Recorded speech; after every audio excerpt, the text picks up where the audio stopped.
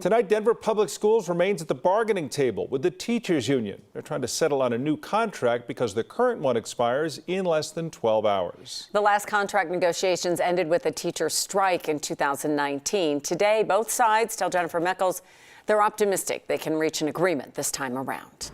She is outside the school district headquarters tonight, and Jenny, no one wants to go through a strike again.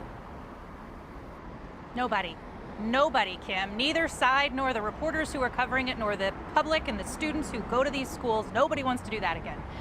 The Denver Classroom Teachers Association, DCTA, and the district have been at the table all day. Sometimes they've been together, sometimes they've been working individually. They have until midnight before this current contract expires, and both sides want to get this done ASAP. DCTA, the union, told us they have actually found a lot of common ground with the district this time around, but they're stuck on a couple of issues still.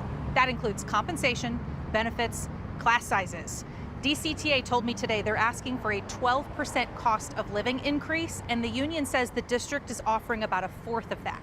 There was a proposal shared on some documents during this public meeting today suggesting the district might be proposing 6.2% increase, which would be cost of living as well as those steps and lanes, you know, like the education level of a teacher, the experience level of a teacher. But it's important to note these are still negotiations. These things are still being hashed out. Nothing is final at this hour. But everyone agrees and told me today that Denver is an expensive place to live and work.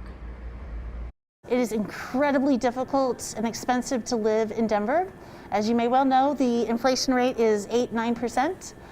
Many of our teachers are not able to afford to live in Denver Metro because the rent is so high. One of the things that we know that's in front of mind for our teachers is the economy. Right now, it's difficult to live in Denver, so we want to make sure that they have a competitive wage, and we want to make sure that we're competitive to other neighboring schools.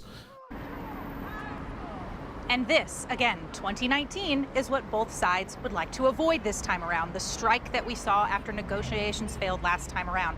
That was the first DPS strike in 25 years.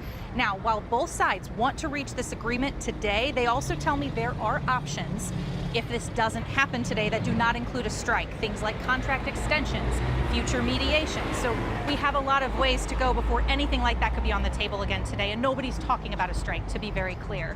However, I think it's important to talk about tone and trust in the room, and you'll get a different answer depending on who you ask.